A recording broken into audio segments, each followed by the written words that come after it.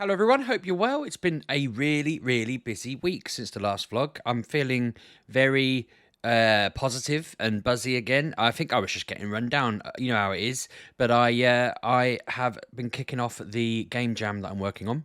For those of you who are not sure what a game jam is, I did one last year. It's basically where you get a group of creative people together and you spend a certain amount of time making a video game. So there is the developers, there's the sort of framework developer, the coder, the artist, the music person, and then me, the narrative writer of the thing.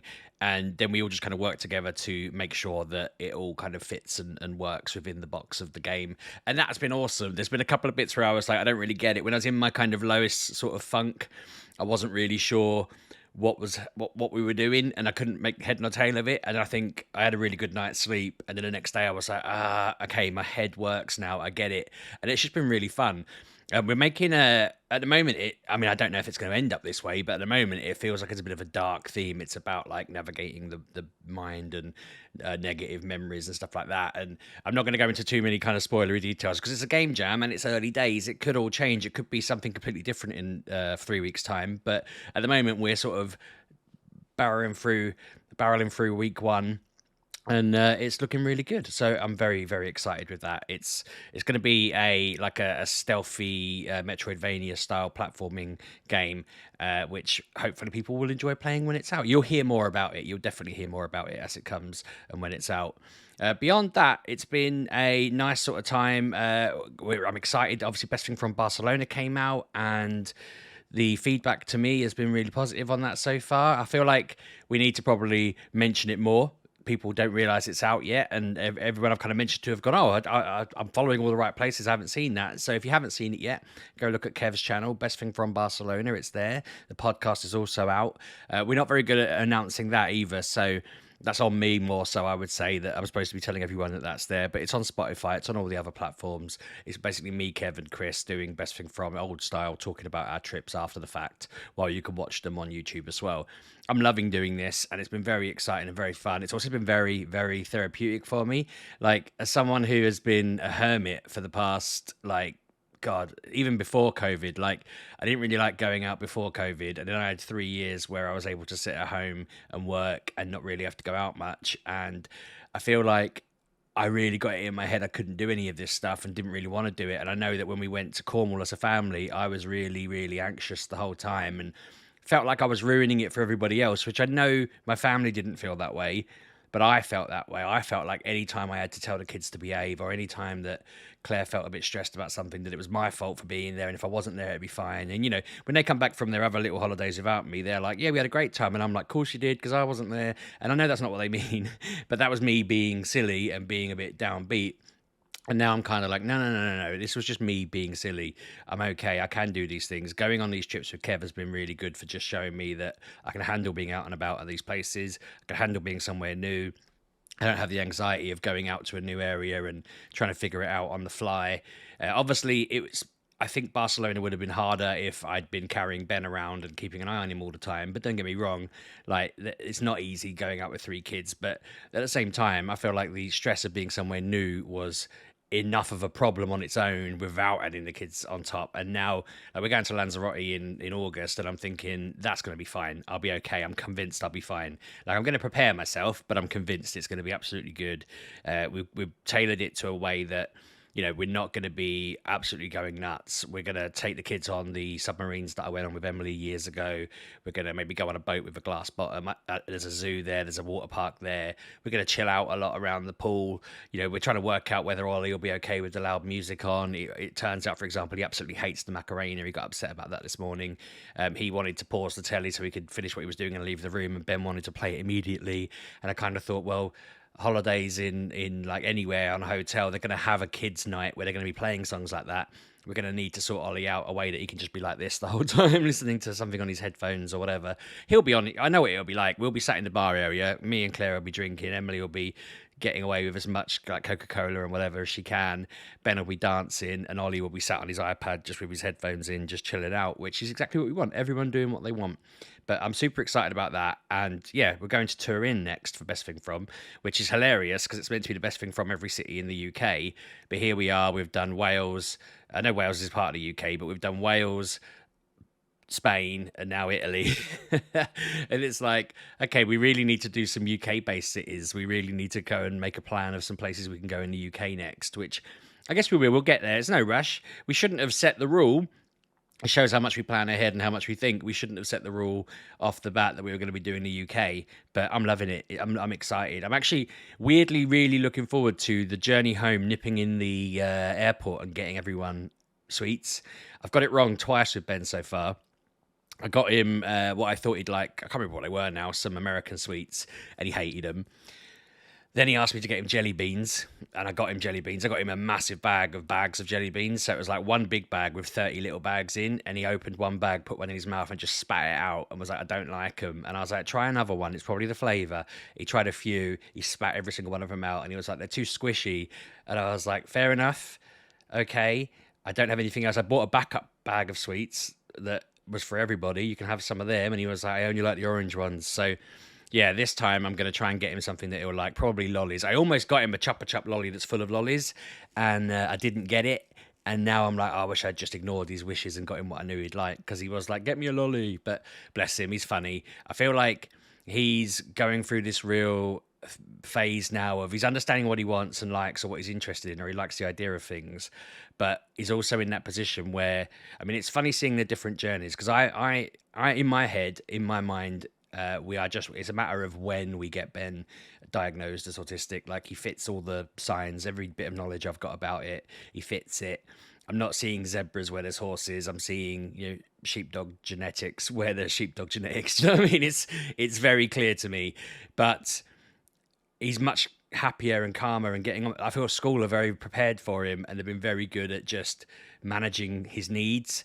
And I need to learn little bits like that, like knowing that a new food is probably not going to be a good gamble for someone to like. Because with Ollie, I got him a big box of Tic Tacs, and I knew he was going to love it, and I was excited to give it to him, and he was blown away by it, and he took it into school to show people that he had it, and he was just delighted. With Emily, I got her some Mentos and some other bits and bobs. Part of me felt like the prime gift for her would have been something grown up, like some spray or something like that, and I might suggest that to her next time.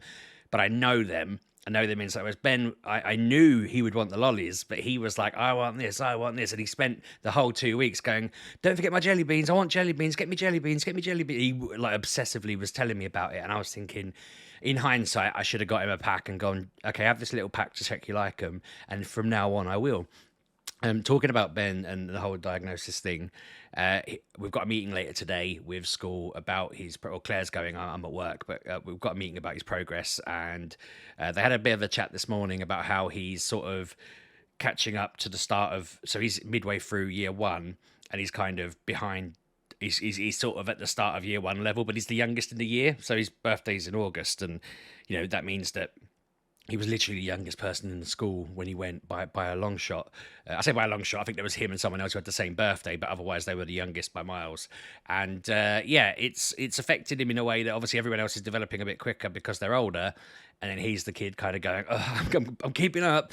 But they were telling us that he's really starting to come around because they put all these things in place. They're making all these efforts. He, you know, it's like Ollie has walked so Ben can run. That's genuinely how I feel about it. We know more about it. School know more about it. You know, we're able to even, like, Ollie helps, Emily knows how to do it, you know, from a family all know. So while Ben still has his own little differences, Ben's getting the benefit of our knowledge, and I feel like it's really good. And I'm hoping that will help him stay happy and on top of it. Because, like, Ollie's still got that kind of back of his mind, I've been bad or I've done something wrong. And we're like, you haven't, it's fine. It's honestly, you know, but people regularly ask me, how's he getting on? And he's getting on really well. Like, I had an email the other day saying that he slapped someone because they called him a horrible name. And so they had to give him a red slip. And I was like, how many has he had this year? And they were like, oh, like 4, if that. And they said one or two of them were for being in the wrong place. One was this slap and one was for something else where someone had been mean to him. And literally all they were saying to him was they had a chat. And he said they had a very grown-up chat going, we don't hit people when we're annoyed. And Ollie was like, I understand. They called me a horrible word. It wasn't anything like really bad. I think it was the equivalent of being called a poo head, but like it was something like that. It's something childish. But Ollie didn't like it, and his reaction was to kind of give him a whack. And then the rules are the rules. That's standard stuff. That wasn't unmet needs. That wasn't bad children. It wasn't anything. It was just a 10-year-old, and I don't know however old the other kid was, just butting heads and calling each other poo heads and whatever. So I was just like, this is the dream. This is perfect at the moment. I'm very proud of him. Everything's going really well. And yeah, it's just delightful. For Emily, we've got our options on Friday. I've got a message earlier. Well, I saw a Facebook post saying that the children are being given their options on Friday to pick on the spot on Friday. Has anyone actually been warned about this? Because they only know because their kid told them. And I've been like talking to Emily for 6 months about like we need to sit and have a family meeting about like what you want to do later in life. What degree, what A levels you want to do, and try and just build a pathway. Because I did talk to my parents about it, definitely. But I remember them being very much like, my dad was very wise. He was sort of said to me, look, the businesses around here, there's a lot of like manufacturers and stuff. It'd probably be worth knowing languages. And, I felt like I had a really good conversation with my parents. Obviously, like years on, I didn't do any of the stuff connected to what I actually did. But we had a plan, a plan for a kid who had no direction, ultimately. Like, I genuinely had no direction and no idea, but they helped me come up with a plan that made sense. And I liked the lessons I did. And I didn't, all of my GCSEs are C grade or B grade, which in itself, the world thought I was going to do bad at GCSE, the universe, everyone. And the fact that I got none below a C was a real shocker for everyone, me included. But with Emily, it's like, I remember, I was telling Claire this, when I was a teacher, there was a kid in one of my classes who wasn't doing any work. And I said, what are you doing? And he was like, oh, I've got to do my options by the end of the day. Got to hand him in at lunchtime. I'm just trying to find out what James has picked. And I was like, well, don't ask James what he's picked.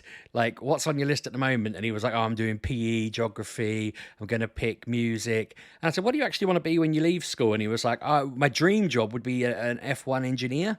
And I was like, right, do you think an F1 engineer does music, PE, and geography? And he was like, probably not.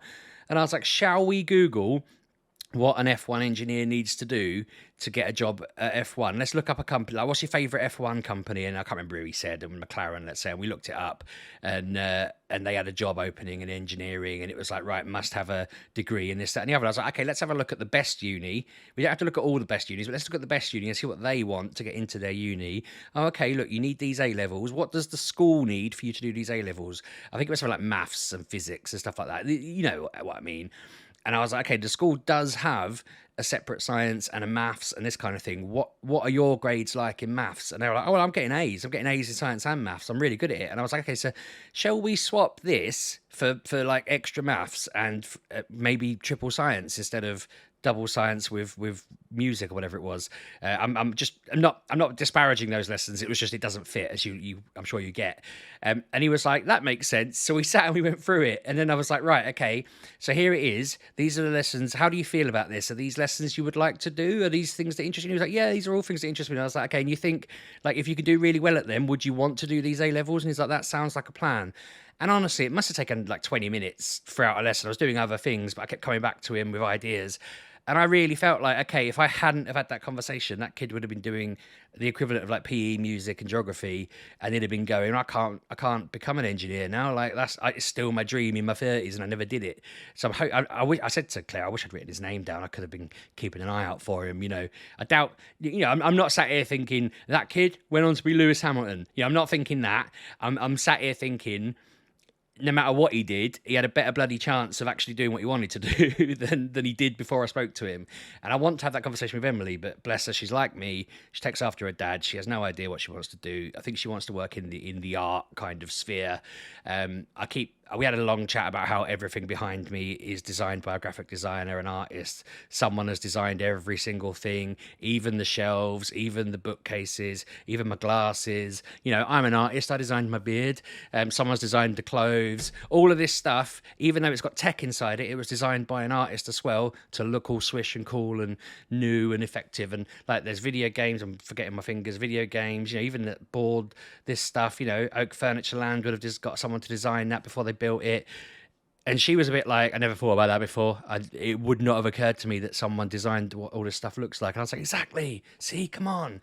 So I'm really hoping that we have a good chat this week to figure her out. But yeah, it's been nice. It's been fun. And yeah, I'm excited for her. I'm excited for everyone. I feel like everyone's in a good position at the moment. And I felt awkward last week because I felt like I was crawling out of a dark cave and feeling really active. And then I was just knackered after. I don't think it was just Barcelona. I think I just had, it's end of year at work. And I work in a lot of public sector stuff. And every single public sector team in the world is just like, we've got a bit of money to spend. Let's throw out an advert that's really vague and let people like Sheepdog figure out what it means and try and bid for it. And so I just feel like I was working hard. And on top of that, I was doing the game jam and the comics and trying to arrange this podcast and doing Best Thing From and trying to raise the kids and all that kind of stuff. Poor old Claire hasn't seen me. I mean, she was joking to me earlier saying, oh, you can book time off for Kev, but there's no time for old Claire. And I'm like, no, I will. I promise you we'll make time. Let's sort something out.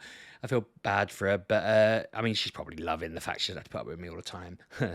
But yeah, no, I feel like the fact that I went to bed at like 1 on Saturday night and woke up at just before 1 Sunday, and I feel like that was just the tonic I needed, a good night's sleep. I just sort of clicked into action then and was absolutely fine. So yeah, I'm riding that wave, but it's all good, and this has gone slightly over what I was intending it to go over, so I'm going to wrap up here.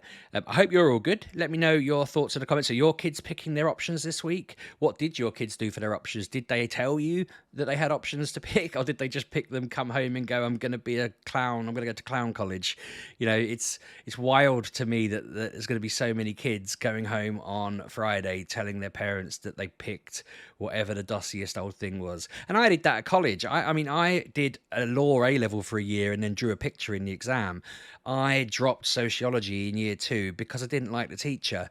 I took media because I just had to fill the schedule. I did psychology and history because I did all right at history at GCSE. And I thought maybe I wanted to work in psychology, but then once I got into it, I was like, meh. It's wild to me that I ended up working in an IT-based company doing bid management. But it's also wild to me that I went and got a degree in IT years later because I didn't do any IT. I left IT in year 9 at secondary school, and that was boring as hell. It was all Excel-based, and I didn't do any of that. So, yeah, it's interesting to hear what people have chosen or what your kids did or what you did. I'd love to hear in the comments all about your school experience in that regard, whether you were as reckless as me and directionless as me, or with whether someone stepped in and helped you out or whatever. But yeah, let me know how you're getting on in the comments. Let me know how your week's been, and I'll catch up with you all soon. Cheers.